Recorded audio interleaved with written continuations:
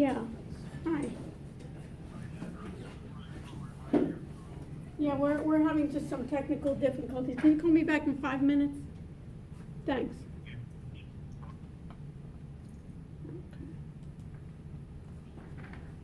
Always issues, huh? So let's try this one. All right, it's good. It's good? It's going now? Let me just try from here, see if it'll get in.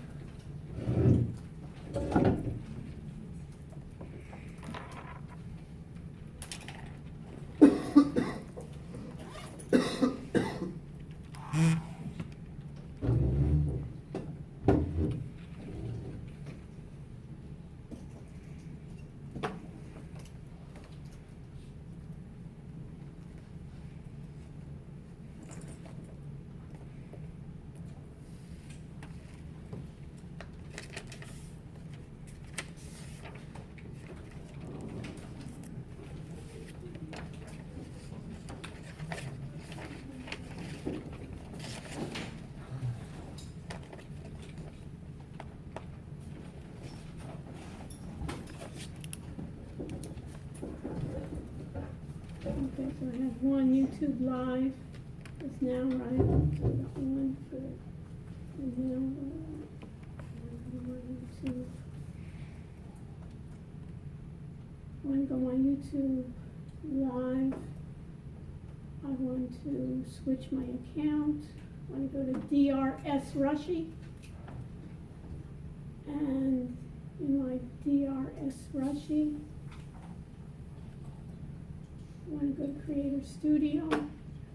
And in Creator Studio, I'm going to go to Live Streaming. And in my live streaming, I'm going to Events. And let's look at upcoming events. Anybody see for today? Yes? No? Start Hangouts on Air. Okay, and we'll allow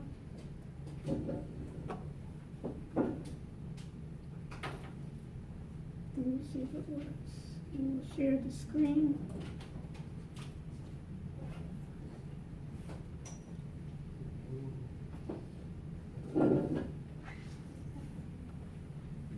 Who is not here? Who's the first time being here? 1, 2, 3. Okay. And what is your name? John Milana, Okay. And what is your major? economics. Economics. And this is the first time you've been here at all? Okay. Yeah. And what have you had any work or computer experiences? I mean, I've used like the internet. Uh-huh. Okay, good. That's a start. Okay. Can you call me back in 5? Thanks. All right, so let's just do, I want to share my screen. I want to start the broadcast. I want to say okay. Right. And what is your name? Abdullah. What? Abdullah. Abdullah, okay. And Abdullah, where are you from? Kuwait. What? Kuwait. Kuwait, okay. And what's your major? Finance. Finance, okay. And who else do I have new? Yes. My name is Mackenzie. I'm a marketing major. I was in your Monday night class. Right, that's what I'm saying. You look very, okay, so you just switched over? Okay, and you've been just one night Monday, or you've been? Yeah, I was only here one Monday. Okay, all right. So, I think we are ready to go. So let me just see here. You see here, I have something here that says a link. Everybody see this link that I have here? I'm gonna copy this link. It's not. What? It's not showing. Oh, okay. Thank you. You need to give me feedback, right? I'm talking and you see nothing. Thank you, Jessica. Okay. So I have my link. So I'm going to go to Blackboard. I'm going to log in. Let's see.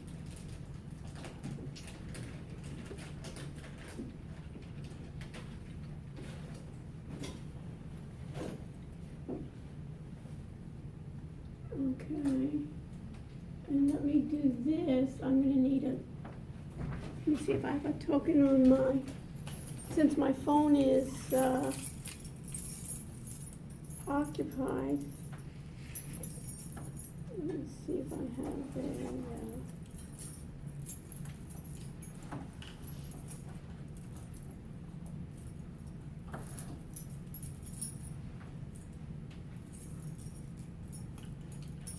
seems like mine. You know what I'm gonna need you to do, Jesse? Go to my white phone right there, and I'm gonna allow it to accept. Okay? I'm gonna send a push there. Let's see. Is it available?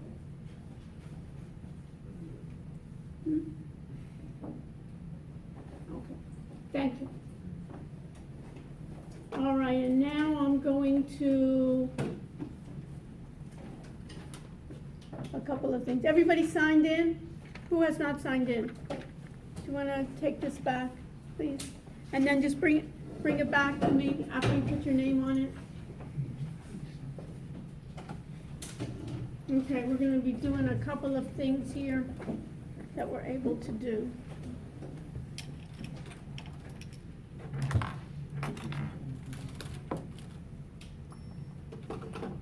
Okay, so what we want to be able to do here is a couple of things.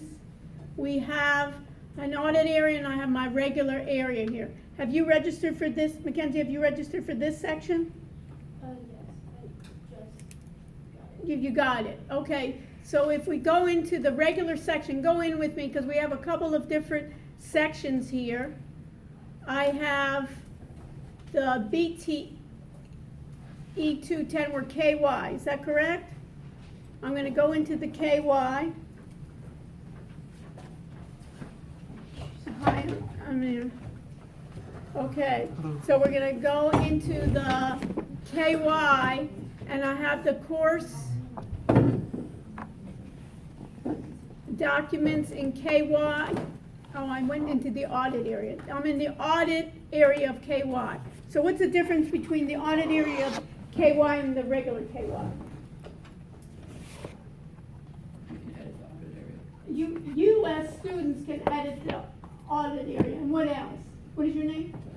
Vincent. What else? And they say edit, you can then put up all your homework, you put all of your assignments up there. Can you add additional students?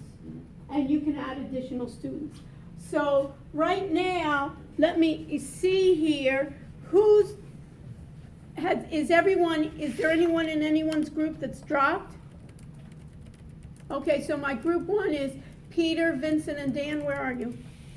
Okay, Peter and Peter's not here. what? Peter's not here. Yeah, he sent me an email. So let me do this before we do this. Let me go back. I'm going to go to Blackboard. I'm going to go into our regular section, which is KY.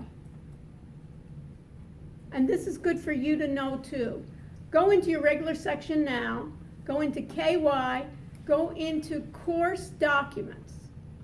And what do you see in course document? I'm going to try to live stream this class on a number of different ways. And for instance, Peter just sent me an email saying that he wasn't feeling well, he has the flu. And what did I tell you? You don't want people with the flu here, and I don't want people with the flu here, and they don't want people with the flu. So the beauty here, when we think about collaborations, they can come in, listen to the class live, and participate. So I'm going to go to live stream. I'm going to go to build content. I'm going to go to web link. I'm going to put in the date, which is what? Wednesday, right? What? January 31st, 2018, right? What? Pardon? Anyone say anything? Okay, and now I'm going to paste. What were you doing? What are we listening to? Was it me? Okay, and then I'm gonna paste here. Also, I'll put the link so sometimes you wanna just see the link, okay? And now what am I gonna do? I'm going to submit. And how can you tell if it works? You check. Huh? Try it. Beautiful.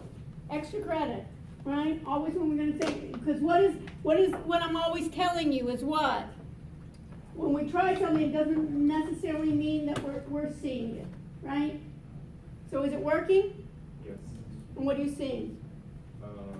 Live stream of this class. Is it, so if I look at the, and if I even look at it, if I open in a new window, what are you seeing?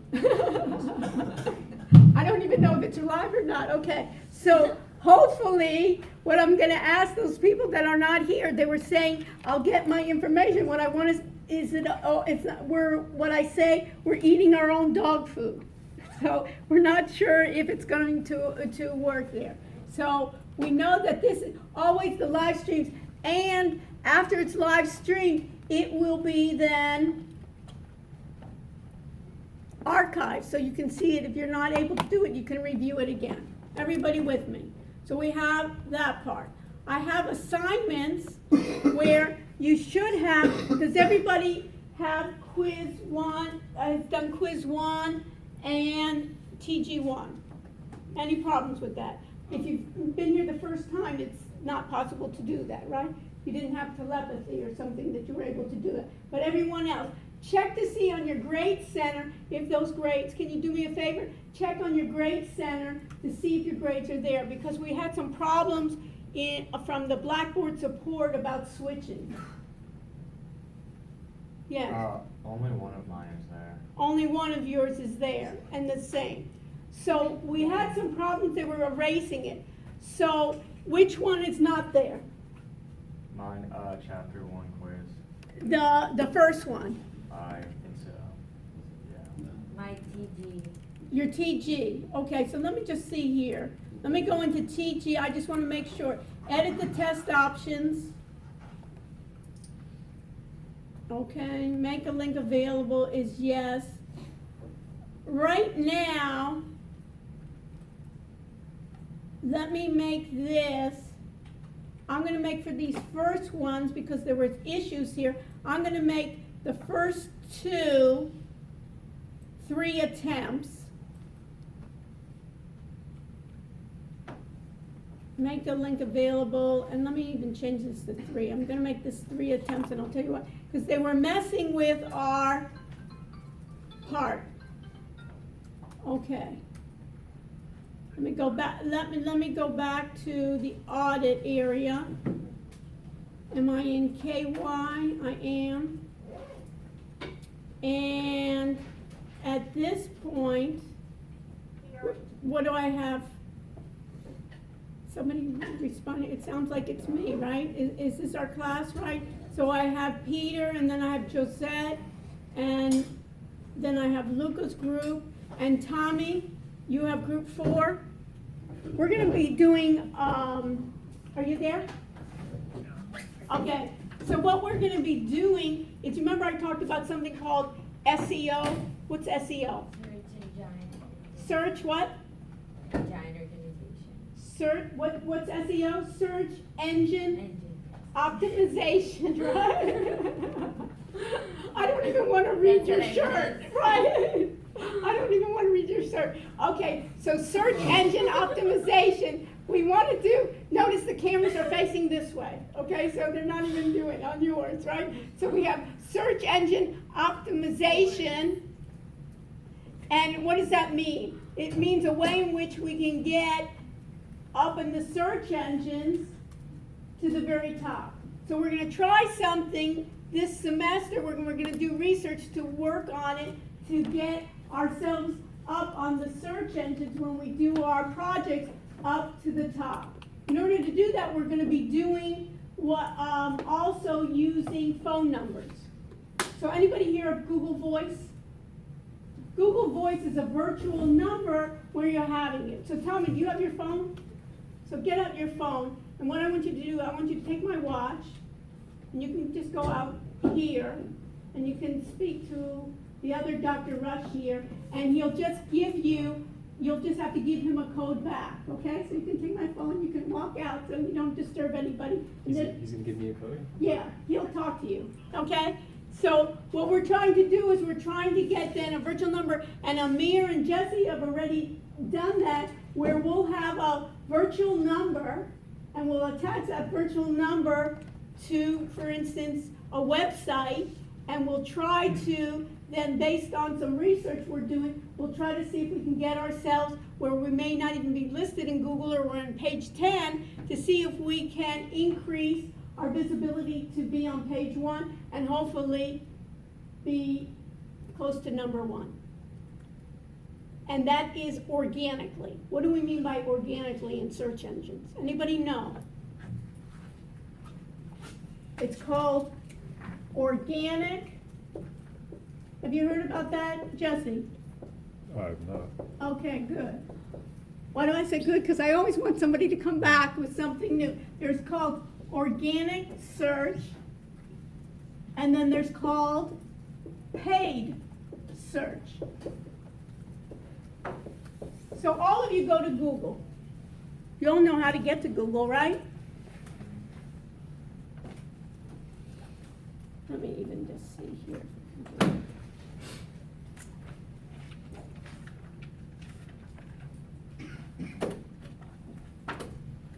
And for instance, let me just do something else. Let's just type in insurance. If I type in the word insurance, you can type in, basically, I'm just using the word insurance. What do you see on the top? What? Ads. It says ads, right? So you see that to the left, it says ads. So do you think that's an organic search or a paid search? Paid, right? So what companies do, how do you think, how much does it cost you to go onto YouTube? You. Free. How much does it cost you to set up a channel? Free. How much does it cost you to set up a Gmail account? Free. So Google is a publicly traded company. Right now it's Alphabet and so forth. It's a publicly traded company. So how do you think they make any revenue? We're all supposed to be in business, right? So after a while you can give out certain things free. How do they get their revenue? What is one of their revenue streams? Advertising, right? Advertising on their search. So these are ads, and if you think about it, these are ads, but below this, right? If I go below, what are these? Do you see the word ad in it? Next to it? No. They are then what? Organic searches. And what's valuable, what do you want to do? Pay money or not money? Payment to have it free. Plus, a lot of times when people are searching, a lot of times people don't first press on the ads because what do they think? That it was paid, so it didn't come up organically as relevant. And that's what I do, is I usually go to something, if I'm looking at a topic, not the paid ones, but I go to the organic ones. So what we're going to be doing in the class, we're going to try to do new research, and I'm telling you, together, and see does it work. People pay a lot of money to get there, whether they're paying someone just to get them the right tags, or they're trying to pay. So we're going to try an organic search. So as part of that, my organic search, my idea is also to have a phone number attached to it. So for instance, if we were going to do, remember we were talking about last semester, we were talking about a demo lab, creating a demo lab where we can, did you finish? Yeah. It was easy. Did it hurt? No. It didn't hurt. Okay, so one of the things here in the demo lab, so what we're going to try to do is combine setting up domain names, matching our phone numbers.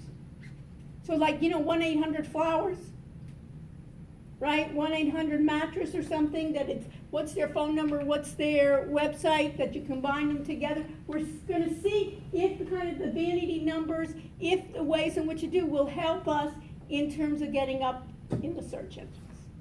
So we're trying now to do the Google Voice, and what they're trying to do with the Google Voice here is I'm gonna match my Google Voice with my Gmail and see if we can do it. So that's why I've kind of taken individuals here and tried to put those in, and then we'll be able to do it. And then later on, maybe we'll create like a demo lab where we'll demonstrate different technologies that you're interested in. And each of you then can review your different technologies and see how's that gonna work, and then we can get in, we can even then spread that to the world at different places. We have a demo lab at the University of Miami, we can have demo labs throughout the world. And people that wanna know about certain products or certain ways to do things can just call, or they can see that, or we can do broadcasting. That's why I wanted you to do the broadcasting and documentation. So at least we've learned something today.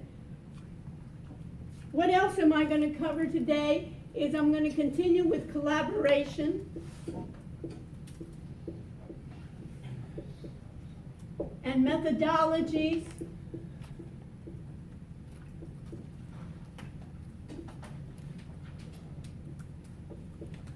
For documentation.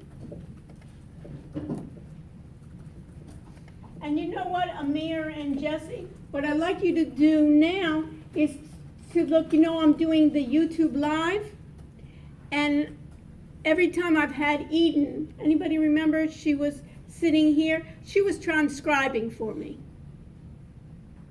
So she said tonight, what did she say? I can't come. So what's one alternative for her to do? Tommy, what's an alternative? Eden wasn't able to come tonight to transcribe. She could either listen to it later. Well, she could listen to it live if she can't just physically come here. She's not feeling feeling enough, or she doesn't want to infect somebody. She could listen live, or Transcribe it now. now or later. She could transcribe. What else could she do? And these are one of the things that I'd like you to look at, and especially you can even look at it tonight, Jesse and Amir, is look at what YouTube does, is they do built-in transcription, machine transcription.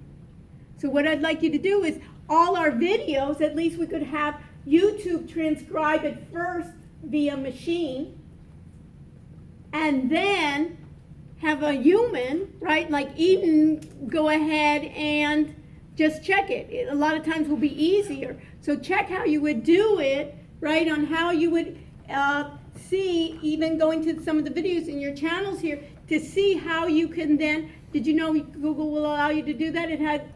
They're trying to do machine learning. And what's machine learning is basically listening and seeing if they can interpret what to text. So it's a voice to text machine learning. So we can take all our videos first and pass it through and let Google do the machine learning first. What I want to teach you is let the machine do the operations it can do best. And we as humans can add on to it. Everybody do it, that our work can be more, the tedious work can be done by the machine, and the more interesting work can be done by us. And sometimes, for instance, how many are finance people? Okay? One of the things we're going to be doing a lot of finance and what we call fintech. The fintech is basically saying, hey, this is going to be digital. Some of these processes that have been done by humans will be done by machines. And then you say, hey, then why am I going into finance? Am I not going to have a job? Well, some jobs will change. Like robo-advisor. Anybody hear about that? Who's heard about a robo-advisor? Anybody hear about wealth management advisors? Right? Some people that give advice. Well, now they have machines. You go ahead and answer questions, and they will give you advice on what to invest in. But how do they know that? It has to be done a lot of times also by humans writing rules. So it may be switching that you may use part of it as robo-advisors. Another part may be that you'll be dealing with some of the clients, and they'll be doing the robo-advisor, and you'll be writing some of the rules. You got it? Okay, so we got that part.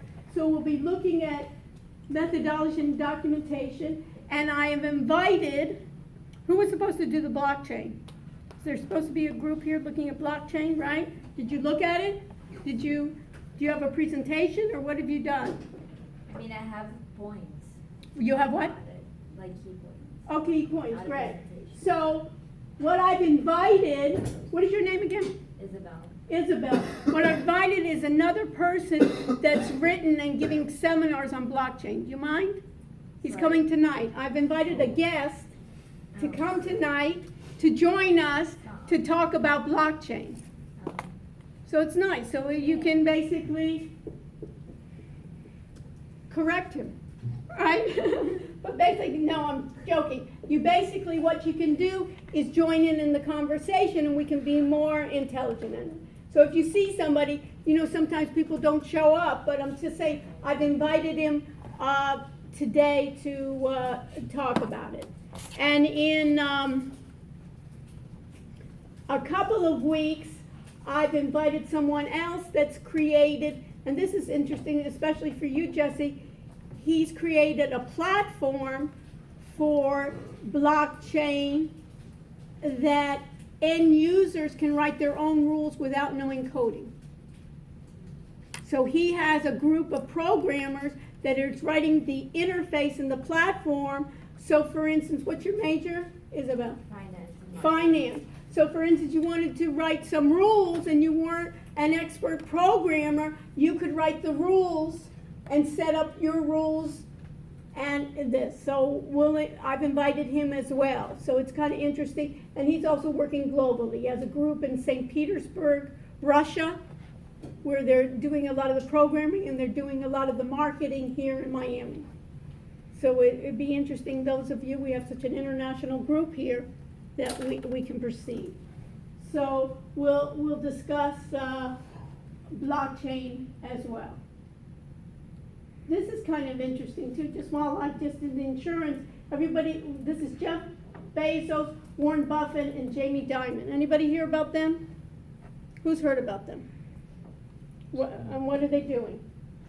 Anybody know what they're doing? Who's heard about, everybody's heard of, Jeff Bezos is who? CEO of Amazon, right? And who is Warren Buffett?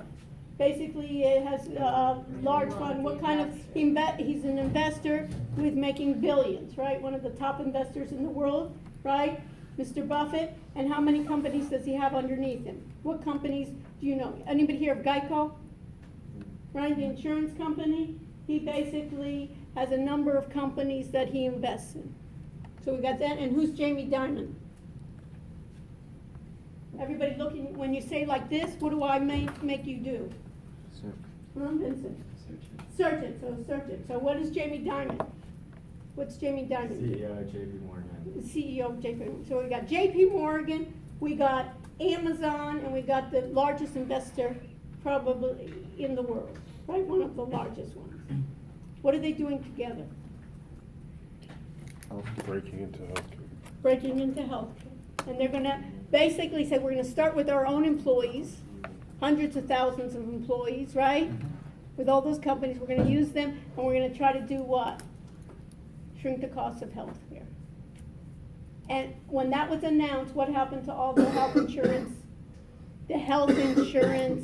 companies that after the announcement? You think it went up or down, their stocks? Huh? Down. Because think about it. Amazon, what are they doing? It's trying to go in and disrupt. They bought Whole Foods, right? Think about it. Now they're going to go into healthcare. Is it efficient healthcare? Of course, especially in the United States, it's a disaster, right? In terms of efficiencies and costs, right? So in terms of delivery. So he's getting in. We get Warren Buffett, who has a lot of money behind him, and also Jamie Dimon that can do it. So they'll start with those companies, and what will they do? Spread out to different healthcare. And they'll be doing the same thing as they did probably with AWS. What's AWS?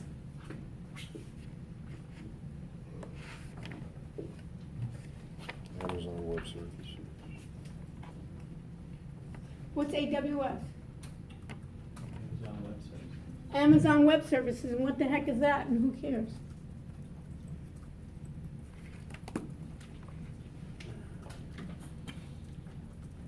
Look at all these ads, AWS. And notice, when I do AWS, just type it in. What's in the beginning here, paid or is it paid searches? Yeah? Amazon comes up first. Who's second? Microsoft. Why is Microsoft in AWS? It says Amazon. The A stands for Amazon, right? So what the heck is Microsoft doing second? They wanna like compete with every different name out there also. Because Microsoft has a service too called Azure. Azure. We'll talk about that today, but basically that's what? What is your name again? Nico. Nico. Have you heard about Amazon Web Services? Amazon Web Services, yeah, sure. What is it? They have, they do clouds, they have their clouds, then they have this thingy that they host, how can I explain? They host, products for you to sell, so they do all the Fulfillment. delivering, the shipping. Okay, everything. this is it. Amazon started out doing what? Selling books. Selling books electronically, and they've got to be pretty good on electronically doing that. They had all their computers and they got to know how to do that really well. How to then order, then you started selling books, selling other things. Who's ever bought on Amazon, right? We've all basically bought on Amazon. Is it easy? Yes. Does it keep track? Yes. Does it make recommendations to you using machine learning? Since it knew how to do that very well, it said, let me start doing another product. And my product is to sell the back end, and the back end means all, basically the infrastructure, to other companies. So they developed a product called Amazon Web Services. So when you start out, who's my entrepreneurs? Anybody from entrepreneurship, right? When you start out with a company, instead of hiring an entire IT group, and how many customers do you have in the beginning is 0, right? You want to set up a website. Is what they say to you is, I'll host your website and I'll take care of your services, and they call it on the cloud, and I will expand based on your growth. So you just pay us how much you need, rather than buying a little and then you have to buy new computers, new software, keep on going. What they say is you buy on demand. Everybody with me? So what their service is, their most profitable, and have you seen Amazon's stock? It's going through the roof, right? And why? Not because of selling electronically to you, but their most profitable product is this. Amazon Web Service, selling to other people's space, and they call it on the cloud, but what is it? On their computers. And how do you gain access to their computers? Via what? A browser, via the internet. And they've created an entire product set of anything that you want to do in IT, information technology. You can do it over the web. And they have their servers all over the world. So who came up? So once they became profitable, who do you think that next person was? Was Microsoft said, let me get into this as well. Right? And the majority, if we look around here, the majority of computers here are Macs, not Microsoft. It lost their edge on this. How many people have a Microsoft phone? Right, no phone, right? They lost that whole marketplace, right? So where are they now? But if you look at Microsoft stock, it is also going up. So you say, hey, they lost market share on their laptops. They've lost market share on their entire PCs. They've gotten completely out of the phone business. And it's a mobile technology information. How did they make money? They make money now. They have a cloud service too called Azure, A-Z-U-R-E. So if you type in Azure, A-Z-U-R-E, I have an ad here, and guess who you have there? Microsoft even put their ad there, right? And who came right after that? Who's after that? IBM. Anybody hear of IBM before? IBM now is big on what? What's the biggest thing everybody knows about IBM now? Watson. Watson, right? That's an AI, or artificial intelligence, product that tries to aid people looking at large, big data, finding patterns in it, and giving advice. They're really big in healthcare, in finance, and a number of different ways that they're giving that product Watson. And guess what? If they put themselves, if they paid, right? Because if you said Azure, they wouldn't come up number 2 normally. So what do you think that means to you? Phil, what does that mean to you? What would that tell you? If they're they paid to be number 2. They paid probably to be number 1, but IBM is probably a competitor of Microsoft. IBM is also having a cloud platform, right? And Oracle, anybody hear about Oracle? Oracle's a big database. Guess what? Oracle's trying to do that. But probably Amazon, and then there's Microsoft. Anybody hear of Google before? Does Google, you think, have a lot of servers around the world? They have basically all around the world, they have big server farms of these big, basically, these big warehouses, right? Sizes of football fields of computers. And guess what? They're trying to get into that business too. But compare Amazon, if you take all their competitors together except Amazon, they don't come up to what Amazon is right now. Amazon is really the leader here. But everybody says they make so much money on it, profitable, that you can think about Amazon that's everywhere. Their profitability, most of their margins, right, come from their cloud services. So that's where we want to go here. So if I go back to Amazon, you can see on Amazon in their products here. You remember we talked about hardware? Everybody went through that. Most of you did that tech guide 1 about hardware. All that hardware here, you think about hardware on your laptop, right? That's hardware.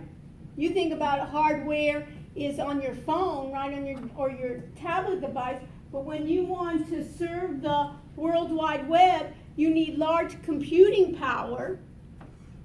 And look under compute. It's basically, if I have large data sets, let's think about personalized medicine. Who's in healthcare, right, Tommy? So if I think about personalized medicine, what does that mean? That what I can do is when you go to a doctor, Isabel, when you go to the doctor and we have to see, or if I go to the doctor and I say, you know what, I'm very stressed out. I don't know if it's the students or it's the environment or it's just me. I have a lot of stress. And so what does the psychiatrist do? They want to give me some kind of magic potion or some kind of maybe drugs. Or I feel like, you know, I'm really high and then I'm really depressed and I'm really high and I'm really depressed. And it sounds like maybe I have bipolar. Right? And if I have bipolar, you know what they end up doing is they kind of guess on what kind of drug they should give me. And then they're going to guess, play around, and see what is the dosage I'm supposed to do.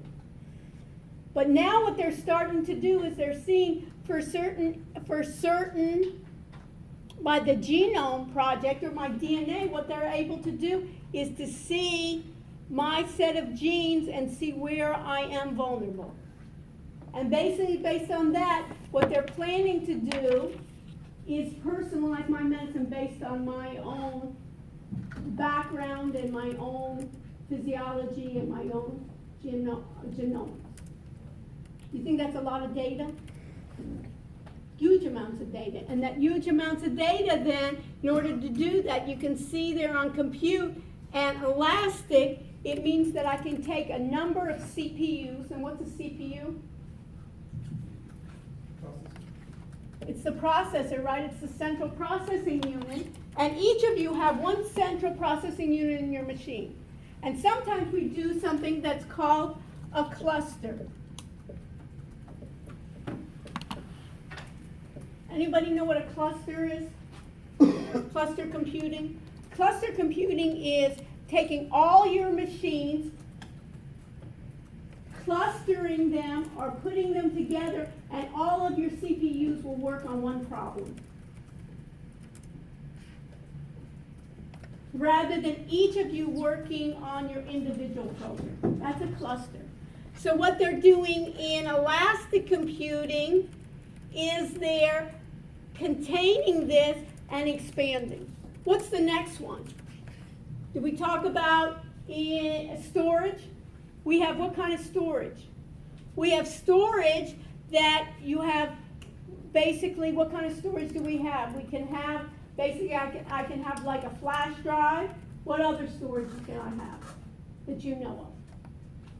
Cloud storage. What? Cloud storage. I have cloud storage. What other? Nico? RAM storage. Right, I have RAM storage, random access memory storage. What else do I have? I have SSDs, right, as storage. I can have hard drives as storage. And notice their storage is basically, we'll have it on the cloud. So what's the advantage of having storage on the cloud, Phil? It doesn't take up any space on your computer. One, it doesn't take any space, and what's number two? What's more important? Yeah, you get access to it. And what else? Even if you like break your computer, you still got it. And what else? Think about those large genome projects. That was DNA. Could your laptop, could your Mac hold that? You know, when we're talking about trillions of data items, no way. So what can we do is we can pass it on. What else can I do with storage? Is I can expand. So I can do, let's say, a project. So let's say the medical school does a project from January till April. And then we're finished with the project. They only had to pay from January to April. And let's say they get some more data samples. What's the advantage? Is that they can expand their storage capacity. So I can shrink and I can go forwards. And it can be like a utility. You think about databases they have. You think about in here analytics. Who's heard of analytics before? Forecasting, machine learning. Their analytics, rather than doing it here, we're going to do it in the cloud. And what we're going to do in this class, we're also going to do analytics. Okay, so you can see a number of those. Do you get the idea that all the things that we even went through when we were talking about it in terms of hardware, they were talking about kind of individual hardware. I don't have to purchase that hardware. Basically, it's a way in which I rent it, you can think about it, and I rent on the demand. So it's almost like the utilities, right? That you don't have to tell in advance how much electricity you're going to do. If it's really hot and you have a lot of friends come over, right? I'll just pay more, right? And then if you're not there for 2 months, right, I'm going to pay less because I'm not using it. So it's that idea that's become very profitable. Okay, so let me go back to my groups here. So I have Peter, Vincent. So what have we done here? Peter. So we got here, blockchain, what is it? Beautiful. What problem does it solve? Who did this? Me and Vincent did it. Okay, beautiful, great. So put your names there of who did it. Put your names here, blockchains, digital ledger, great. What problems does it solve and what are common applications? Excellent. And then if I think about collaboration software, you did, right, Google Drive and Zoom, makes sense. Is this ECS Yeah. 373? What? Yeah, what? Is this ECS 373 by any chance? Who? What? ECS 373? No. I'm so lost. Okay. Have a good class. Thank you. You can join us if you'd like. Okay, so we have here, we have the Zoom, okay, and what else do we have? So anything else that I need to know? And then you had the screencasting programs. QuickTime, and then what about your individual ones? Well, we kind of did them all in the same one. Okay, so what I'd like you to do is each of you do a screencast. Okay, for next week. Got it? Perfect. And then group 2, Josette is maybe watching online. Mark and Pedro. Where's Mark and Pedro? Okay, great. So be able to do it. So screencasting, okay, is Josette, and then Mark. And then Pedro, you Yeah, needed. I wasn't here, I think it was the first week. Okay, so go back and do it, and then you can ask the other ones to do, that's the whole person of the group, okay? And then Pedro, you did, and then the We collaboration, did it today, the Zoom. okay, and you did it with Zoom, okay, great. Okay, I just wanna make sure, and then Luca, Zach, and Maddie, you're all here? Not Luca. Okay, right, Luca also sent me. So what I just suggest, if you don't mind, put it into folders. So that way, because we're gonna have a lot of, and you can correct yourselves, okay? We're gonna have a lot of activities and just a way to organize, and then we have the screencasting and the collaboration tools. We used Nico, you used that video Slack was the same thing, right, that we used, and the Google Hangouts. Did we use Hangouts? Did we try Hangouts on air? No? Yeah, you talked about that. Right, did you try it? So let's do for next week, try the Hangouts on air and see how that works in redundance with that, and what else do I need? And Zhang Yuming and Manyon, I'm probably butchering your names, but please forgive me. So we looked at it last time, right? And so we have it, okay. All right, and then my course documents again is Phil and Uday. You have two people? I think we had two more, but, yeah. Yeah, What happened? we have to add ourselves to that. We weren't sure who our other group members were. So did you make your own group or what? No, we're in the group with Philip, but we didn't add ourselves to that. We didn't know what. Did group you members were. do the homework? No. No. Okay, so what I'm gonna require you is tonight, before you leave with your group, let's do it together and then check back with me that we have that done. Okay? So we have this one, and then I have Jesse, and then I have my lecture capture. Okay, so for my other three, raise your hand for my other three. So Mackenzie, okay, so Mackenzie, were you here the last time? You were here on Monday. Okay, did you put yourself in another group last time or no? In your Monday night class? Yeah. Yes, but I think that they continued on without. Okay, all right, so you three, at the end of this class, I'm gonna end a little bit early, you three will stay with me and we'll put you together as a team, okay? And then, Zach, you can even, what is your name again?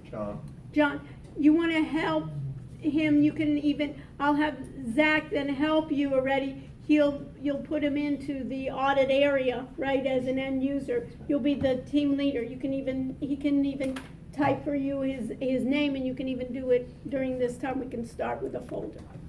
Yes? I'm also not in this section. I know you're not. Why is she not in this section? Because she needs to be an instructor, right? So you know what, Mackenzie, why don't you do, are you plugged in? Is that why you're sitting there? Yeah, Oh, because I was gonna say you could sit next to John. I can move. Yeah, move next to John, and then that way you're ready with the group. And you can move too, right over here, and then you all three are in a group, you know what I mean? So then you can kind of work together and help each other out. And Zach, you can even try to put all three of them in. Okay, we're gonna help each other, that we're gonna do that. Okay, any questions? Okay, so we finished with that. Let me go back to our other group so we know that. So.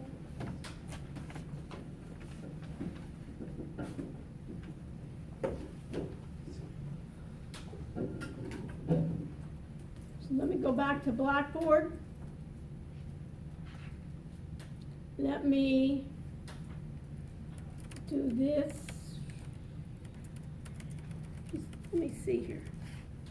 I'm going to go to my regular KY, go to the regular KY with me.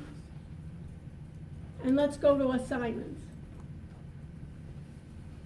So for next week, make sure that you have quiz 1 and hardware done. If it got you out, I've given 3 attempts for both of those because there were some problems. By mistake, the course administrator erase some scores. So they were trying to merge some things together, and all of a sudden they told me, oh, by the way, I erased everything that your class did. Wait, so we need to do it again. If you don't have a grade, do it again, okay? The good part is I'm giving you 3 times to do it, so it'll be a review, but I'm letting you know, do it again. And he was saying that he could put the grades back in, but then you wouldn't be able to review your work. So I said it's important for you to be able to see how you've done, so for the exam you can even use those questions as possible review questions, okay? So you'll be able to do that. So it's chapter 1 in TG1, and then I'm going to skip to quiz 4, which is security. So I'm going to make that available. How do I make that available? I'm going to go here. What should I press? Edit the test options, right? And edit the test options. What should I do? I should go down, open the test, make the link available. And do you want no attempts or 2 attempts? 2. I'll make 2 attempts, and it'll be last graded that I have. And then I'm going to submit hi. And do you have a PowerPoint or anything? Yeah, I have a flash drive. Flash drive, perfect. We'll use your flash drive, and we'll be able to go in. Okay, so let me do some work here, and then we'll have Kevin, right? Yes. Kevin is here. Isabel, this is Kevin here. Hi. Isabel was gonna lead us in discussion with blockchain, so Kevin will have you lead us, and then we'll all chime in with you, okay? Okay. Great, so we'll be able to do that. Okay, chapter 4, we have of security. So why I'm having you skip for chapter 4 of security is I want to go over the security chapter with us, and then afterwards I'm inviting the chief security officer of the University of Miami who will join us the following week. So she'll join us the following week. So once we have this, I'll be able to do security. So we'll be going over security for next week. All right? So let me show you a couple of other things here before I leave. So let me go to the laptop. Let me show you a couple of things here. You see my laptop? I'm gonna do a program called NinjaTrader 7. Who's ever heard of it? Isn't that great? I love it, because then you're gonna learn, right? If everybody says, oh, I know that already, why waste my time? So what we're gonna do is we talked about rule-based systems, we talked about robo-advisors, we talked about the computer helping us in terms of predictions. Kevin, have you done any cryptocurrencies? Have you bought any cryptocurrencies? Yeah, in terms of, purchasing them or trading them. Okay, purchase and trading, and a lot of times what we'll be looking at is forecasting.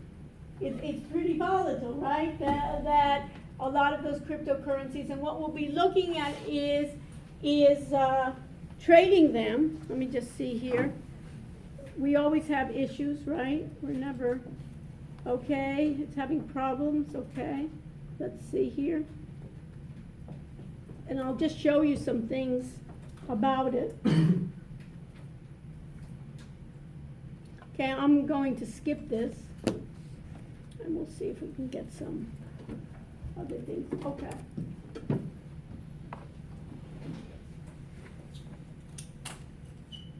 Okay. You know, a lot of times this is basically, doesn't matter what this is basically a chart, right? And what do they usually tell you in a stock chart? Let me tell you, I'm brilliant, right? So when I'm brilliant, I say, you know what? I think we should buy here, and I think we should sell right over here, right? And I think we should write buy here, sell there, buy here, right? Of course I can say that, brilliance, because what? I know what already the past has been, right? If you see a number of these charlatans, that's what they'll tell you. You know, I think right here my model tells me to buy here, and they already see in the low end. What's the idea is to predict, ready, not to have it. So one of the things that they do is they have a position called a quant trader. Anybody hear about that? They call them quants. And if you haven't heard about it, you want to help me out?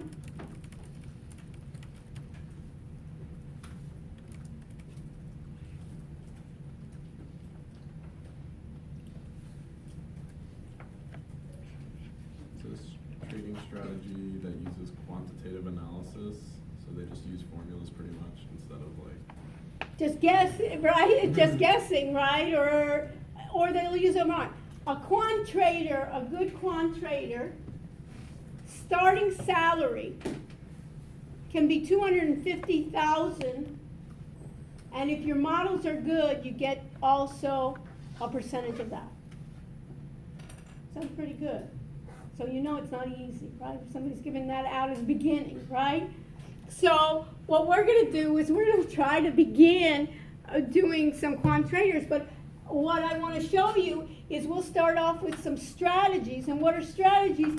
They're rules that tell you when to buy and when to sell, or when to get in and when to exit. Some of them are good and some of them, of course, are improved, but I'll show you how easy it is in this one. This platform is called NinjaTrader. NinjaTrader started in Germany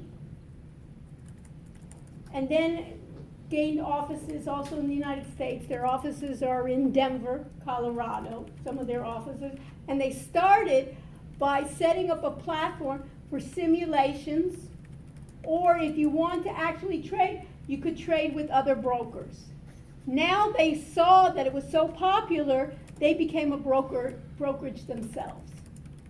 But I don't want you to sign up as a brokerage account. I want you to sign up as a free account in simulation mode. Because in this class, we're going to do simulations, and then we're going to improve our strategies as we go. Because in the beginning, you think we're going to be successful. No, of course not, right? Or if it is, it's just by chance. So I'm going to show you a little bit of where kind of that fintech, remember that finance is going through, is those built-in strategies people bring, and it's just not one person doing it. A lot of times those strategies are built on a number of people from finance, people from an industry, computer programs, physicists, PhDs in math, work together, finance professors, accounting professors, all working together, and also people that have been good traders and know about it to know how to improve those strategies. It's not usually just like a one-person shop that knows everything.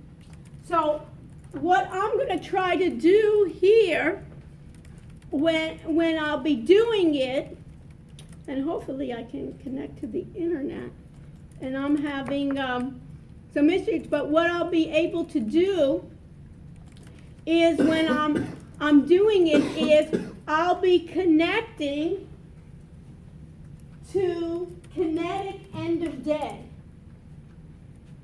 Everybody see that? I'll be connecting to end of day data, and that's free.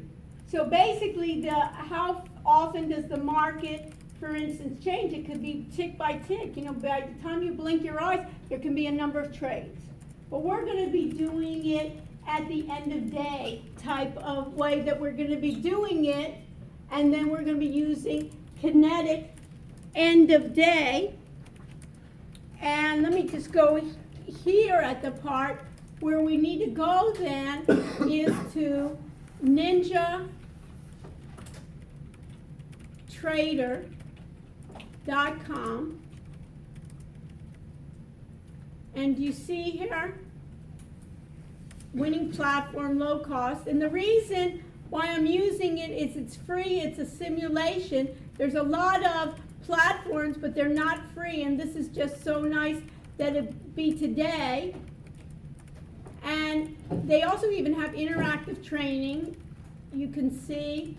And then if I say get started, I give them an email, and you can give them just email yourself. You can do that now, right?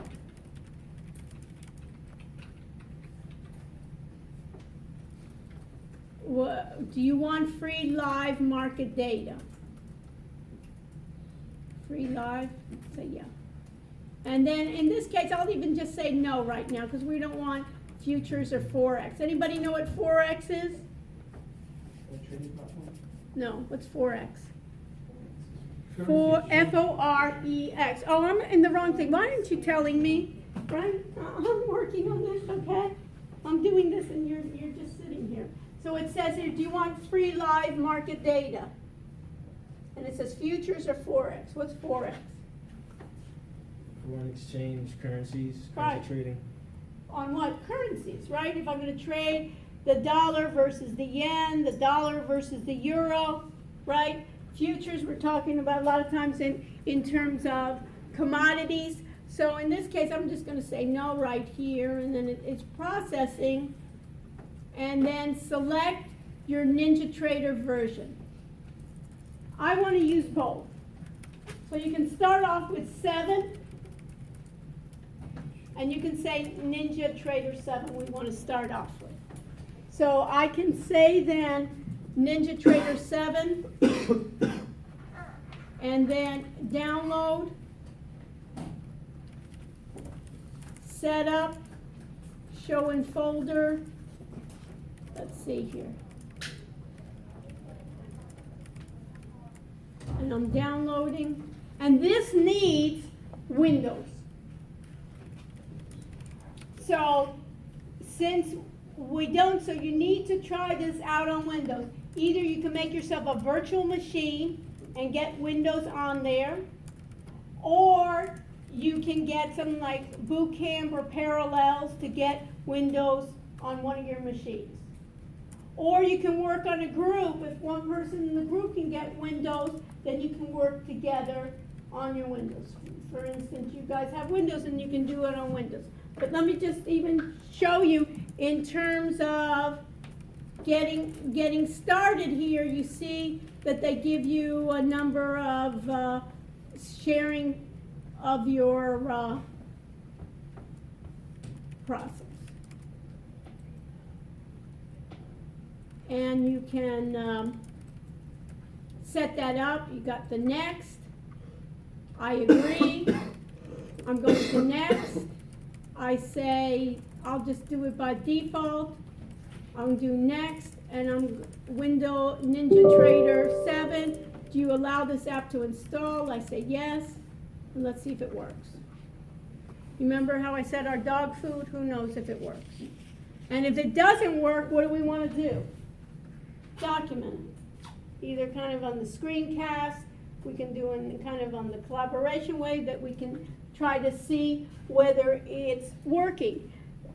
And in this case, has been successfully installed, right? Please use the Windows Update Check-in Agreement has successfully installed. And then I say close. And now what should I do?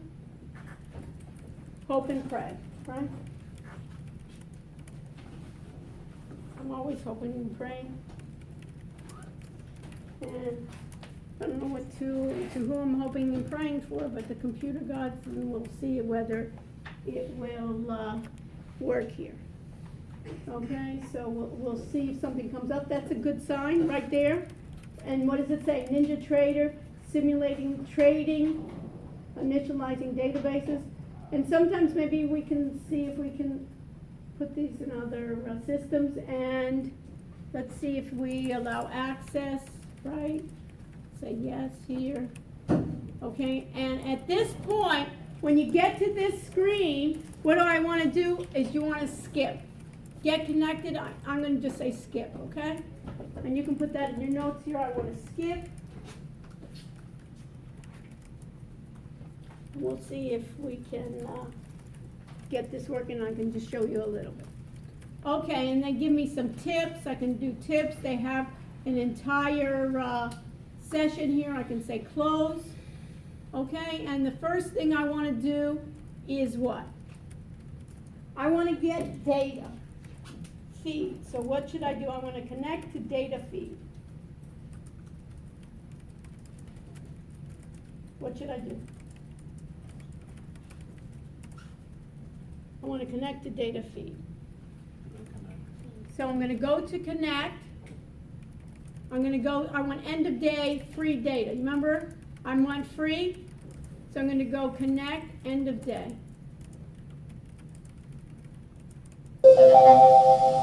And it woke somebody up. Anybody that's asleep, it woke you up. That's good sometimes. You know, a power nap is just good for 10, 20 minutes. You know, then you get groggy. So I allow you 10, 20-minute nap here, and then I'll connect, okay, for you. Okay, now I've connected, and in green here I know I've connected, right?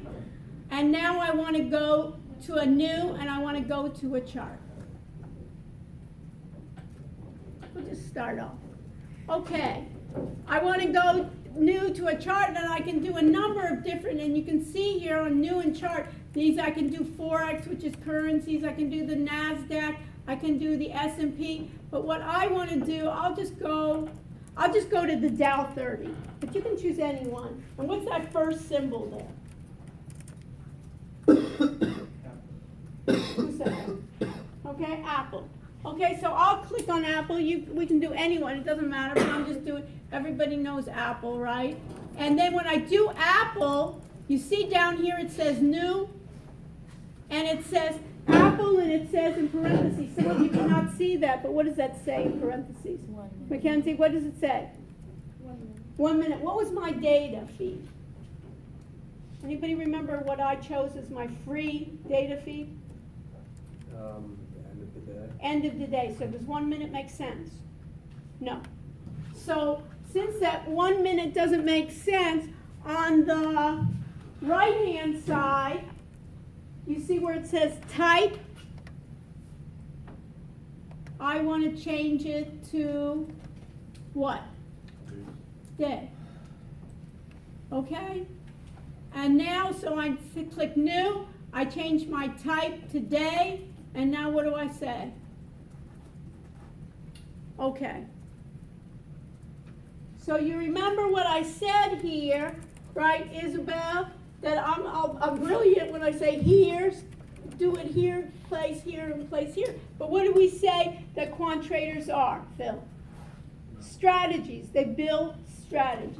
So what this platform has, and also other platforms have, and you can put it in your notes, is they have some built-in strategies to start off with. You think they're the best strategies? Maybe not, right? Because they give it to you. How much does it cost us? How much is it costing us, those built-in strategies? Nothing, free, right? So, but it's a start for us.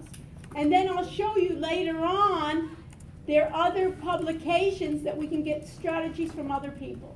And what it seems to be in this environment, since it's changing so fast, is strategies do really well, and then what happens? Conditions change, so that strategy doesn't do as well, and they need to get another strategy. So a lot of times you can find a lot of strategies out there, and later on, if we can find, Nico, if we can find a great trader among us, what they could do is they could collaborate and they could broadcast their trades. We could follow them, and Nico, if you were the best trader, right, either you could do one is you could give everybody free for a certain portion, and then if you want to go to my special trades, you could charge, right? Or if we really got a huge crowd, right, we could do something that got a huge crowd behind you. Maybe they could even, on smaller trades, they could even influence the market. But there's ways in which we could make you like the expert, and then you could broadcast, right? And others follow. Or we can get from different sectors, we can get different people to participate, right? Who is using Zoom? Right? We could even do something like Zoom or Hangouts on here where I can get other people to participate. Okay, so I need to go to strategies. And the way you can put it in your notes here is you see this little dollar sign, it's telling us we're going to make a lot of money. Right? So I'm going to go to strategies. And notice they give us a few strategies that are built in.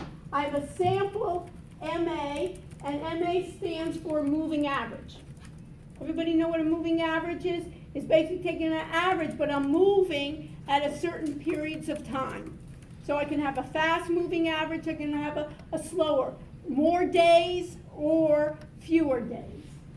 And then I have crossovers. We're going to use, in the beginning, I'm just going to use the sample MA crossover. So what do? I just click it, I press new. Anytime I want to insert something, I press new. And these are, we'll talk about this later, but this is good, right? Apple daily, and now I want to enable it. So if I want to enable it, what should I do? Tommy, what should I do? Change it to true then? Yeah, change it to true. And then I'm going to change it to true. Right? And now I'm going to apply. And it says, although you have an order confirmation enabled, orders generated by a strategy will be submitted without confirmation. We're not hooking to a brokerage account yet. And in this class, you will not be hooking up, because I don't want your parents coming and saying, my child was supposed to be learning and you lost all their money, and the whole family bank, right? Right? And I'm going to have to be working, as your slave or something, for the rest of my life, saying, oh, please, I apologize. But you'll be on, we'll even, I'll pass out a letter here saying that, I am not responsible, and if you're going to be using this, it's going to be on your own, right? Risk on your own. But think about it, if we did have a brilliant strategy, as you're sitting here, all you'd have to do on the phone, on your phone, is just say accept, and just look at your bank account. I'll tell you other stories on how some of my students were creating something like that. Okay, it was with doing some other kind of things. Okay, so we got here, I said apply, I say okay here. And now, basically I have what? I have some signals here. And you can see here, this is called, and you can put this in your note, this is called back testing. That means, had I traded on this strategy, this is how I would do. And everywhere that you see green little dots, it means you think I made money or lost money. Made money. Everywhere that you see those red dots, I made money or lost money. Lost money. So basically this said buy, and it's a little bit crowded here. It says buy at a certain process, and then it said sell at this point. Notice that the market came up, it went up, and in this part it said sell short. Who knows what sell short is? No one? Isabel, what's sell short? When you short a stock is when you want to sell it before, sooner. It's kind of make a loan and then sell the stock and then you rebuy the stock and earn profit on that. I'll tell you in short, right. I'll tell you the way you can look at it. Usually when you buy, you're expecting the stock to go what? Up or down in the future? Up. Sometimes you expect the stock to go down. When you're expecting the stock to go down, you're making money as it's going down if you short. Just think about it that way. So that's why a lot of traders, even when the market is going down, they can make money because they're betting that it's going down. And in a way, when you're talking about it, they basically borrow the stock at a certain amount, and then when it's at a lesser amount, they make the money in between. Just understand that. So you can make money on shorts, but this is not the thing. But let me just point out a point to you, is if I place my cursor here and right-click my mouse, you'll see that it says something called strategy performance. Everybody see that? And sample MA crossover and historical real time. And this is my performance of how that strategy did. So if I look at my total net profit, was it positive or negative?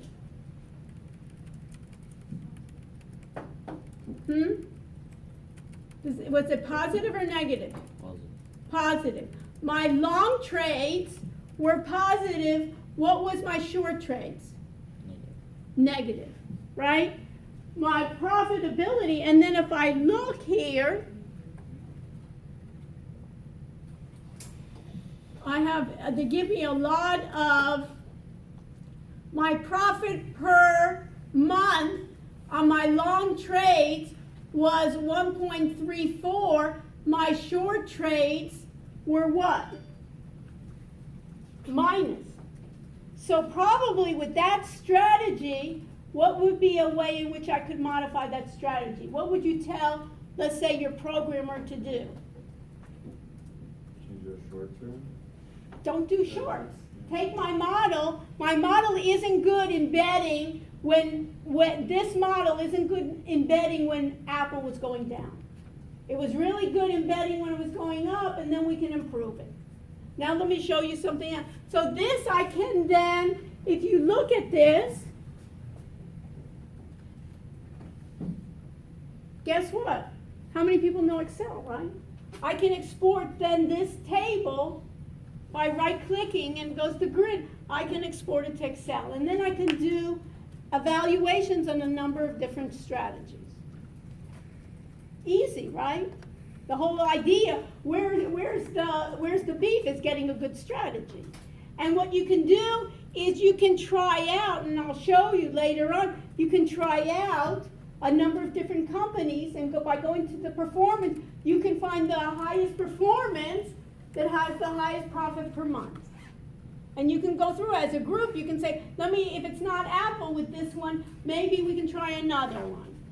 I can try IBM, I can try a number of different other ones, right? So I can do that. And let me show you, those of you that are really excited, I can see it already. So if you can think about it, see, I can go all the way back here. This is back testing. Was this positive? Yes. Notice here, this says sell short, and guess what? It looks like all my sell shorts are what? Losers. Right? This one was a loser. This told me buy here. It wasn't. It should have been. This one looks what? It says buy, right? It did go up, right? But then what happened? It waited too long. So later on, some of the strategies would be, maybe they're too much. We can put other statistics in there and look for it, and they're waiting too long on them. Everybody with me? So then we can go about doing that. And let me just show you one more thing that I wanted to show you. So you're asking, what is that strategy? That strategy was basically looking at my fast two moving averages, right? So what I'm going to do is I'm going to go to Tools. I'm going to go to the Control Center. And I'm going to go to Tools, Edit Ninja Script. And what am I going to look at? I want to look at a strategy, so I'm going to press Strategy. And which strategy did I use? Anybody remember? Sample MA for moving average crossover. And let's see if something comes up. and I'll get to.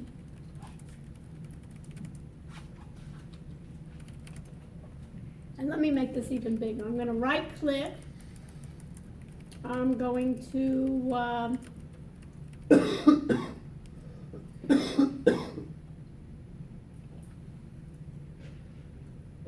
go to font. Let me make this bigger. And let me make it at 18. Not better, right?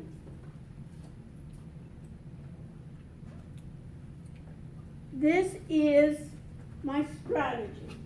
When you're saying, how many people have done any programming? Raise your hand. Besides, okay. And I'm going to show, everybody's going to be a programmer by the end of, I have 3 minutes before we begin, okay? So basically, this is what we call the source code. You can put it in your notes. We call this the source code. Source code. This is where the rules are. In NinjaTrader, they use a programming language called C#. Anybody play any music? Right? So a sharp, right? This is a symbol for sharp, right? So it's C#, that's what they call it. And basically, it's like Java. Those of you that are familiar, but it's Microsoft's version of Java, and a lot of these trading systems run on this. That's why I'm using it. Otherwise, I would get this, and I also like it because it's free. But anyways, you don't have to worry about it. But everything in green are comments. You see that in comments? They're basic for the person, copyright, Ninja, this namespace, and so forth. But this is code that you don't have to worry about. And you remember we talked about the SMA. SMA is simple moving average. We have a fast and we have a slow. And you remember one was orange and one was green. That's all that is. And we have fast for more, fewer days, and we have slow for more days. And this is what we need to know. This is our rule. And the beauty here, where's John? The beauty here, John, is what? This is my rules, and I want you then to read it. Read that first line. If cross above, okay, SMA, fast, right, is above, if the fast is above the slow, what should I do? enter long. Meaning what? Buy, right? Enter a long position. And if the cross is below, if the fast is below the slow, Shorted. short. That's it. So if, for Apple, for that stock Apple, what did we say about the shorts? We were doing it at the wrong time. Loser right there of this one. So what would we do? We could eliminate this part. And you could tell your program, listen, let's get rid of the shorts. That's all there is. And what they have in this, and I'll spend time with you on it, they have what they call a little wizard. That you tell the rules, and it produces the code for you. And this is part of what they call it in terms of basically that quant programming is a lot of times when they think about it, over 80 to 90% of trades now in the stock market are done with computers, are done with these systems. So sometimes you'll hear about those flash crashes, you'll see those crashes, and some of them are going so small, they're not doing it by day, they're doing it like microseconds. Before you can blink, and they're making money, they're going in and out all the time, and they're just making money on small amounts for it. And then we'll should start looking at this, and then we'll even look at some of the cryptocurrencies, because they're really volatile, you know what I mean? They're really going like crazy, you know, in terms of the forecast and the predictions. But those are the types of things that we can think about as doing as projects together, that I'll lead you all in projects together, and those of you that are really interested can do your main project on this, and then you can think about it in concentrating on certain sectors. So for Tommy in the health sector, he could pick out, guess what? if I heard, you know, in this and when my strategy, that Bezos, that Diamond, and the Warren Buffett, guess what? What would we want to do with a lot of those health insurance companies is do what? Enter long or what? Enter short.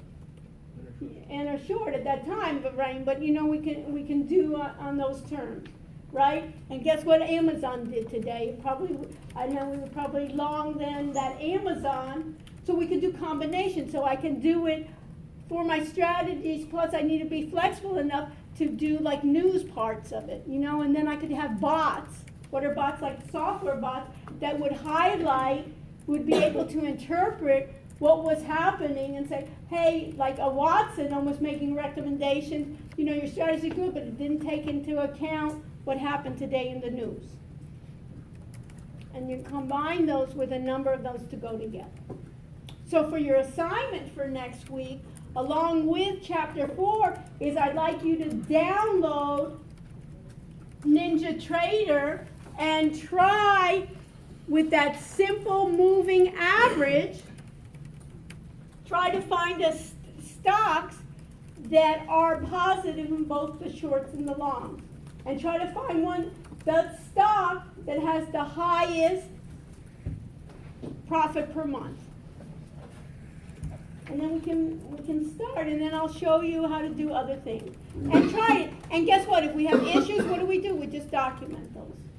And we'll work there. And then your performance sheet, right? You can bring it in Excel, and then you can just upload that performance to your audit area. And you can work as a group to see how you can do. Questions? What specific things do you want us to do again? Download NinjaTrader. We need to get Windows. Download NinjaTrader. Use simple moving average. Right? Benson, download NinjaTrader. Go to Connect. Right? Connect end of day. Create new. Create a chart. Pick a company. Right? Any company. Let me do BA. We didn't do it before. Go to new. Make sure that it's on day, right? And say okay. I know that it's daily. Go to strategies and pick which one? Vincent. MA crossover. Click new and enable it to what? True. Enable it to true. Go apply, say okay, This is BA, right? And you see here the lines, Vincent, that gold and the green. Basically it's saying when something crosses over, when those lines cross over, my strategy was either to say to buy or to sell, depending on what was below, right? And now I want to right click and go to see the performance. So where am I going to go? Strategy performance. And in strategy performance, I want to look at historical and real time. Because I just don't want to go real time, I want to go back to see how my model did. So I want to choose historical and real time. And this one looked like what? I got a little bit more on my trades, but what also did this look like, Vincent? It was also pretty weak on my shorts. But how did I do on my profit per month? Did a lot better.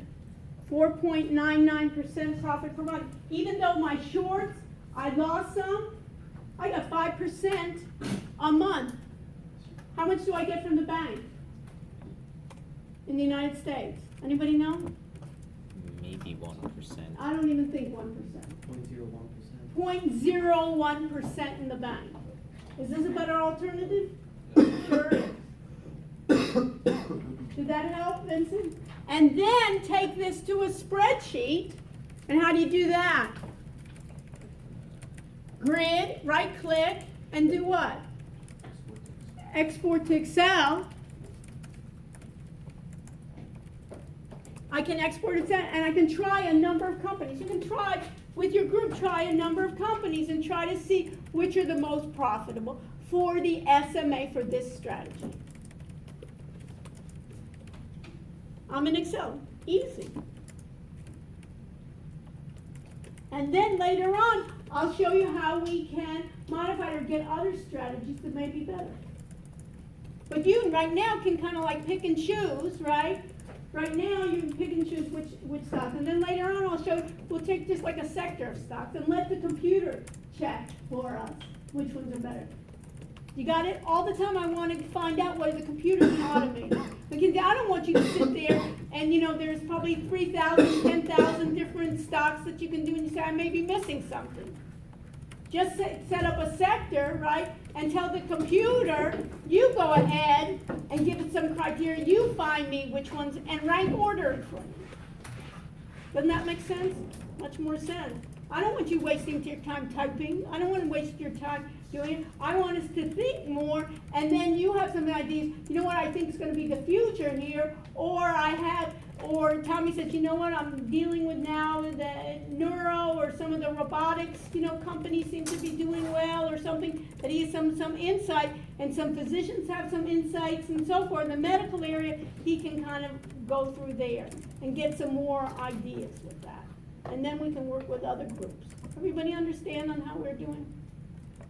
Okay, why don't we do this? Let's take a 2-minute break, kind of stretch. We'll have Kevin, I'll get Kevin set up, and Kevin's going to lead the discussion on blockchain. Has like an interesting background, and he's been giving seminars and so forth, and he usually charges for his seminars, and he's graciously come to share his expertise with us. And then later on, I told him we're going to be broadcasting later on, he can even charge other people. We can get it free, right? How about that? He can get it free, and he can get whoever he gets on the internet, right, to join in. He can, subscribe on Eventbrite or something, and we get it free. And then, because we can't hold thousands here, right? But in this case, we can do it. So we can kind of like, as I say, eat our own dog food. So let's take up our two minutes, right? Some of you smiling because I tell such corny jokes, okay, but that's okay. I'll stop whenever you just say please enough, okay? All right, so let's take a 2-minute break stretch, and then I'll get Kevin started. So what do we need, Kevin, here? So let's see if this works. Okay, let me just try on this machine. Let's see this. It's formatted for Mac. Okay, so. Which one worse? I could even just do a quick. Yeah, email it to me. Yeah, You have my email, so why don't you email it to me now? That's why it's good. And then we'll set it up. So you got an idea too what we're doing, Yeah, definitely. Kevin, you know what I mean? Yeah, I spoke with Right. So you got an idea. So what our goal here is to look at some of the cryptocurrencies and take some of those cryptocurrencies and see if we can increase the models rather than people guessing on what to buy, when those bitcoins went down so much. Did you look at the one that I was telling you about, Tommy? Let me just show you what you can look at. Did you look at it? Let me show you. It was the cryptocurrency for the healthcare, right? Yeah, patient Tory. Oh, you showed us this last class. Yeah, right. And what they're doing, if you look at P-Toy, right? How much is it? Patient Tory, their price. Here's their price. Right? So here it's see, this is what they're doing. This is the 7-day. This is how they've done on a month basis, right? If we shorted, we'd be doing pretty well, huh? I guess we should buy it because. Right, but they think, right? Well, we don't know if we should buy. I'm not telling anybody to buy now. You know what I mean? But what is interesting here, see how they've done from these parts, right? If we can, and here's what they've done in, the past year. Look at that big spikes they've had.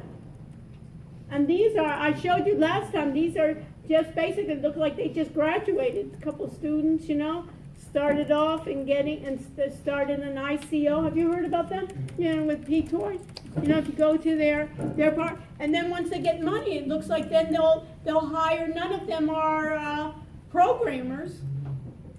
You know, but they basically are starting with that blockchain, right? Making healthcare secure. Doesn't that sound, you know, these are areas, you know, be interesting for your group, right? To start looking at that, right?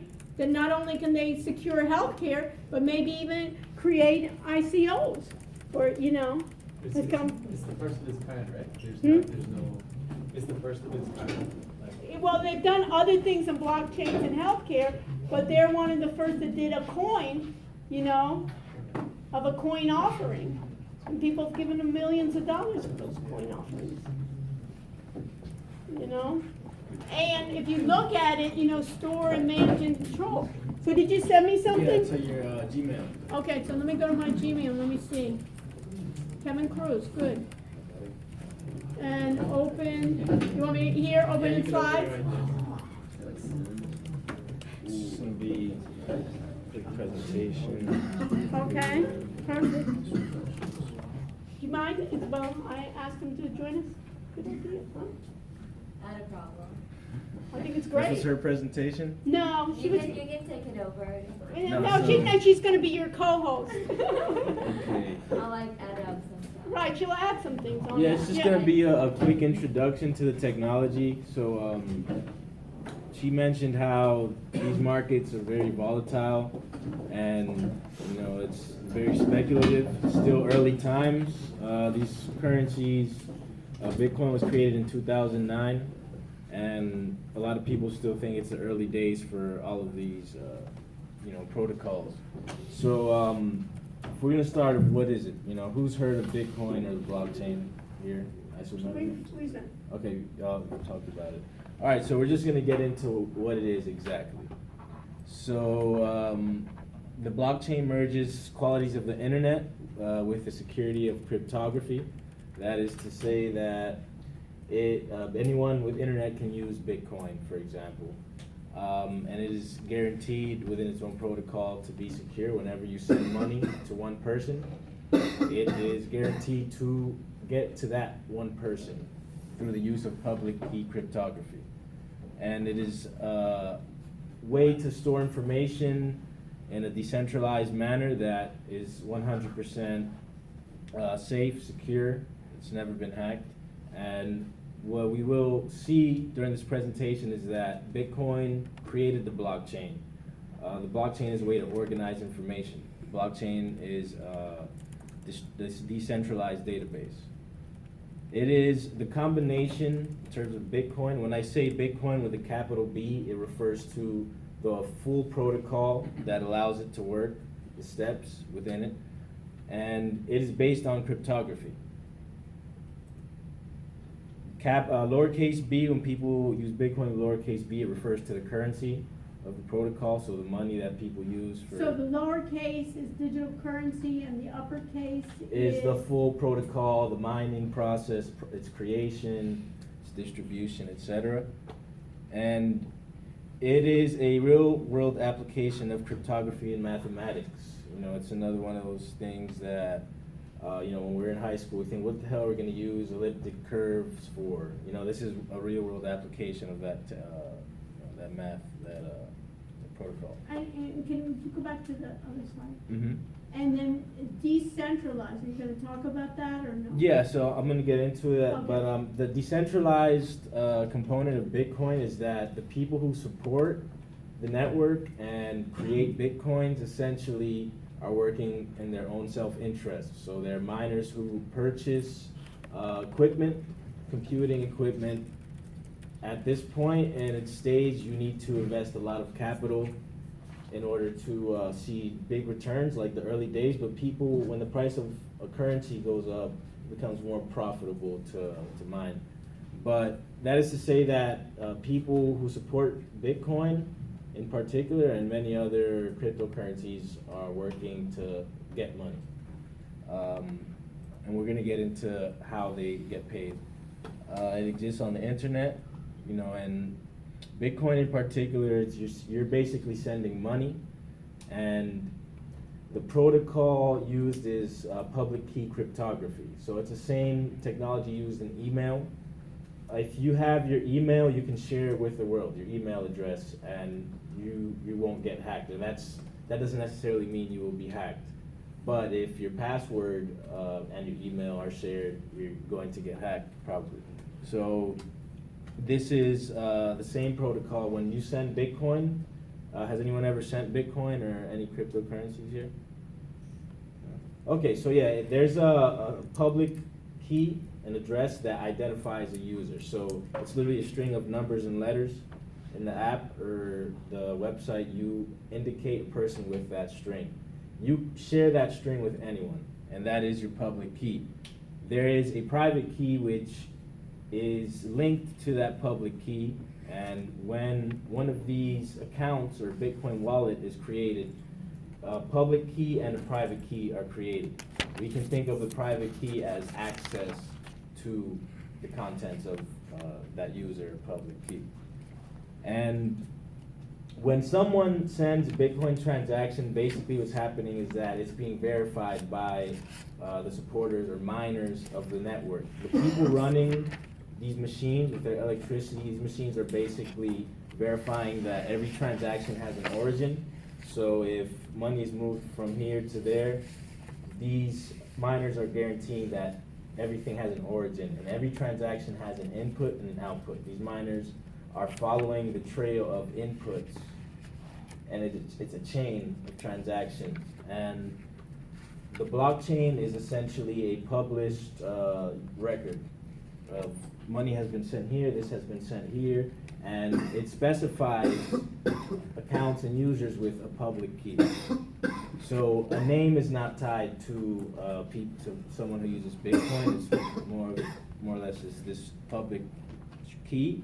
But if law enforcement, for example, wanted to track someone's money, they would be able to say go to a company like Coinbase, which is a website that allows people to send Bitcoins and do the work to do that. So it's semi-anonymous, we could say. And the principle behind this whole network and the blockchain is creating a system that's easier to defend than it is to attack. Its decentralized manner guarantees this because of the fact that it's easier to prove that money went from here and there, because you can literally look it up.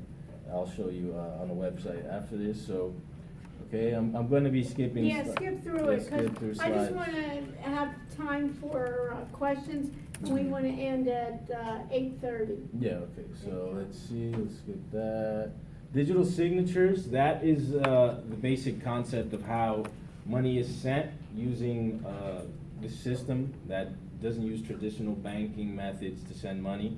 It's imaginary if you think about it. But the reason that this all works and that a cryptocurrency is allowed to maintain value or even skyrocket like we've seen the past few years is through this protocol.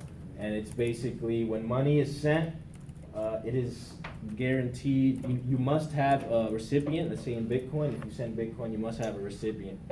And that transaction, once it's sent, is permanently published on this database called the blockchain. So that is to say that it is permanent, and that is what contributes to its integrity. Because let's say you want to establish trust or establish that something happened, you need to have a sense of something permanent. You can't, that no one can use it for their own aims, that no one human being can corrupt the system. And it's through digital signatures that this is allowed, and that is, again, cryptography. Okay, I spoke about this briefly. Okay, this is a condensed version. So, so one thing that's important, I guess, with anything blockchain related, because there's a lot of new projects in the space, anyone can create a coin by forking the code, which is copying the source code of a cryptocurrency and sort of using that protocol. But what makes the blockchain is that it's permanent. So every transaction on this database cannot be deleted. you can think of it like the mistakes that many of you will make in college are going to be permanent. Some of them will be, not all of them, but that's what the blockchain is permanent. So, and it's a way to achieve consensus at the end of the day. Bitcoin's value, I don't know how, I think it's $10,000, $11,000 right now, but people agree on the price through the market, and there is consensus that every Bitcoin transaction ever created, in fact, occurred. And that is what holds these new technologies, the blockchain technologies together, is the fact that there's consensus. And there are talks in finding different consensus mechanisms. Right now, the main currencies use mining, which a big issue is that they burn a lot of electricity. These Bitcoin miners, I read an article that I think the mining network creates more electricity than Scotland or something like that. So there's a lot of resources being burned out, and there's people looking into alternative ways to achieve this security. And some of those is proof of stake and proof of work, which we will not get into right now because it's very technical. We only have a few moments. So basically, the blockchain is a way to store transactions in a decentralized fashion, and it creates trust for networks. So people trying to create the cities of the future, smart cities, for example, they are looking to this way of storing information because they know it can't be altered by one person, and a lot of lives could hang in the balance. Let's say if you're trying to create self-driving cars or different infrastructures for cities. And it's basically an append only. Like I said, you can't remove transactions. Store data in this space, and it was actualized when Bitcoin was created. And something people are interested in is this idea of smart property, where you can sort of peg abstract concepts, say gold price, gas prices, to a futures market on the blockchain, and you could send Bitcoins to one address, and that's you betting on a future, and that's basically like smart property. It in effect represents gold or oil, or those reserves. And the way that these new ideas will be implemented, a lot of people think is the blockchain. And a visual, just to get an idea of what a blockchain is basically when transactions are made, they're stored here in blocks. And every 10 minutes, one block is created in the Bitcoin protocol. And basically every block refers to the previous one at the moment that it's stored. So it's creating a permanent structure, and everything is linked. That's a basic visual of what this all is. And the result of all of this is, the magic of this is that it creates decentralized consensus. You can come to agree on a state of truth without having to go through one party. It's created by people who want to get something out of this network. And that's basically what it is. We have decentralized consensus, and that's the basics of the blockchain. So we have about 10 more minutes if anyone has questions. I have a question about miners in general, just to see if I have the right concept. Is it basically just the miners are saying X amount of money was sent from here to here, and that's a fact that happened, and we're going to document that? Yeah, they're verifying the amount of money, and they're verifying that the person sending that money has money that has an origin, so that the money sent wasn't created out of nowhere. Okay. They're guaranteeing that, and every transaction has an input, which is basically the reference to the previous amount of money. So it's basically checking that there's that chain of truth. And you're talking about making sure that the currency didn't come out of nowhere. Yeah. Follow-up question. Miners getting compensated, correct? Yes. The method through which they are compensated is basically, miners are in competition to, they're kind of, let's say they're answering a math question pertaining to the amount of transactions within a block. They're stored in blocks. And basically every transaction is hashed using an algorithm, and there's a numerical value that these miners are trying to guess. So it's like a one math, try to solve a problem. And it's actually, miners work in pools, so it's generally people who put warehouses together and agree to split the profit if they are the ones that are correct. So the reward right now for Bitcoin mining is after every block is verified, 12.5 Bitcoins are sent to the winner. So where did those 12.5 Bitcoins The, come from? those are called a Coinbase transaction, and that means that it's a transaction with no input. So at the moment that algorithm is solved, or that problem is solved, new Bitcoins are created that do not have an input, that do not have a reference, and then they are then sent to the winner, Okay. the winner's public address.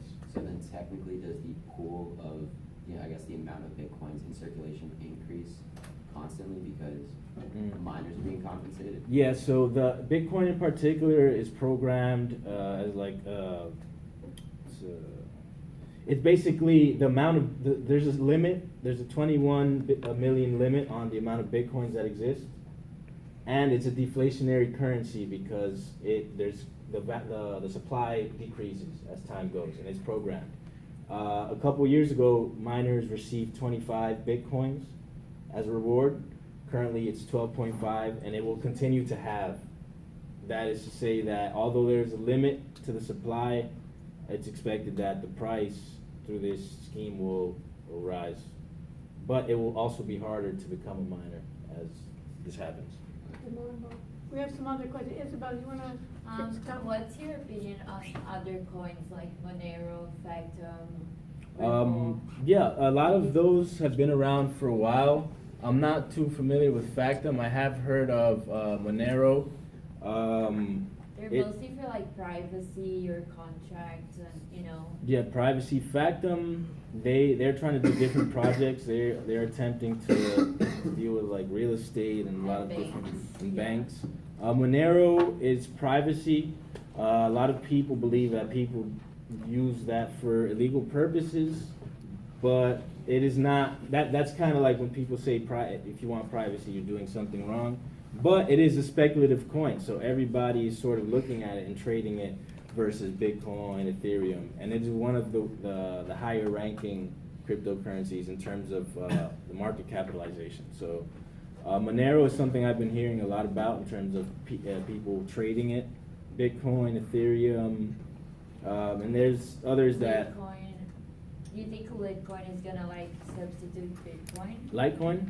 Yeah. Like I don't think so, because the Bitcoin has the highest market cap. I mean, it's sort of been around the longest, and it's in terms of the volatility, it's more volatile, so people isn't it throw more. like too overpriced now?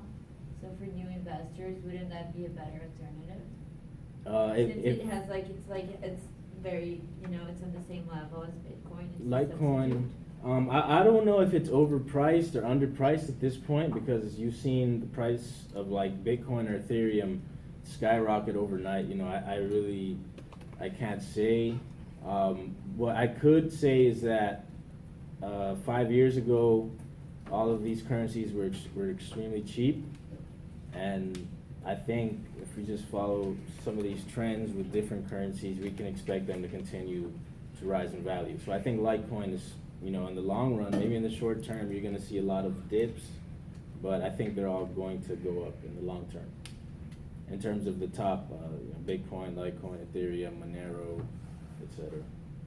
Did you have a question, Phil? I was asking about like miners, and when you say that they're like doing this work and like solving these problems, it's not like them. It's like the person. It's the right? machinery. It's the computer. The machinery. Yeah, That's what I they thought. run it. They just run machinery, fans. It's GPU. Yeah. So that they're just basically, you can think of it as electricity, burning electricity Yeah, like for reward. processing power. Yes. I know that Bitcoin has transaction fees. Yes. So would you think that maybe the technology for Bitcoin is outdated compared to other new cryptos that are coming out? Most of these other cryptos also implement the transaction fees. The fees are actually, they go to the miners. So that's something that I should mention is that these transactions, let's say in Bitcoin, they have a small fee, and the miner, the pool that wins, also receives the fee of the sum of transactions in a block. So I don't know whether it's outdated or not. Definitely from the user side, it's become a little more expensive to send Bitcoin, so people have preferred to use Ethereum because it's quicker and there's less fees involved with the cryptocurrency that they've created. You know, but who's to say that the fees of Ethereum won't skyrocket if the price takes off too? You know, so that's something for a developer to know. You know. Did you have a question, Amir? Oh, no, actually, he wants to Okay, say. all right. Any other? Tom? Does it worry you, like, that it's like it was anonymously created? Like, is there any, you know, like, I guess whoever created it, you know, maybe they have the coding for those Bitcoins that are not in circulation right now, and I guess if it gets to a certain limit, they could, you know, sell them all, and then, I don't know, just a worry. Yeah, I think the protocol that governs it, you know, is open source. And as far as, you know, the person who created it sort of created this unhackable system that even if they wanted to take the secret key and ruin it, they wouldn't be able to, because of the fact that, one, it's decentralized. It's not one party that's running it. It's more so different people all around the world running it. So it's not just one person who is in control of it. And have you been involved in any ICOs? I haven't personally done any, but I've advised projects that are getting to do one. There's one called Data Wallet, which is pretty interesting. I think on February 5th, they're opening their thing. But what they're trying to do is a data market. So basically, you know, when we use social media, we all create data, Facebook, and it is often used to sell us products, so it's monetized, but we don't get money from it. So this startup is trying to allow people to sell their data for a cryptocurrency that they've created that is tradable for other cryptocurrencies. And have you heard of Steemit? Yes, I've heard of Steemit. Yeah, so have you guys heard of Steemit? So look it up. Can you type it as? Yeah, I could write. No, but put it in open up another tab. STEEMIT. And then, right. So what they created in Steemit is that you can join free, and basically what they created then it is Steemit coins, so you get rewarded for posting.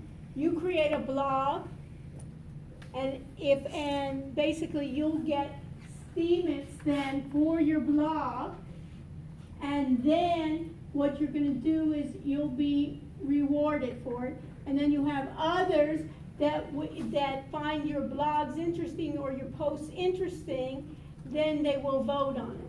So the idea is the most interesting or the most useful will then go up on the chain. So this is kind of interesting that they started. Now there's some complaints about this because they're using bots. Maybe it's almost like a pyramid scheme that the founders of it may be getting more money than others that are set for it. But it's the idea of almost creating it for blogs. And then now they're having, with blockchain for ads, they're having it for a number of different industries. The business is growing, and you'll see it in blockchain. And what's interesting as well is creating these ICOs. So what I'm suggesting, and if Kevin wants to come back, he's welcome, is we'll have some attorneys also that are working with companies creating ICOs, and what are the legal ramifications for it, and how do you set that up as well. So if you're interested in that, we can invite some here in Miami that are working with a number of companies for ICOs, if they think about it as well. Okay. Any other questions? Just one more. Just because I'm curious, can you briefly touch on your background? Yeah, so I was going to get into that. So my name is Kevin Cruz, from Miami. If anyone knows Cutler Bay, Cutler Ridge, South Miami Heights, down south area. But I'm an artist, writer, filmmaker, musician. That's my background. About 3-4 years ago, a friend told me about Bitcoin when it was first coming out, and I was like, cool, you know, it seemed like it's the future. So I started researching it a lot. Eventually, 2014, they had a Bitcoin conference here in Miami. I attended, and I started working for Bitcoin Magazine like 2014, so I wrote a whole bunch of articles over the past few years and traveled to different Bitcoin conferences, spoken at different events, organized my own.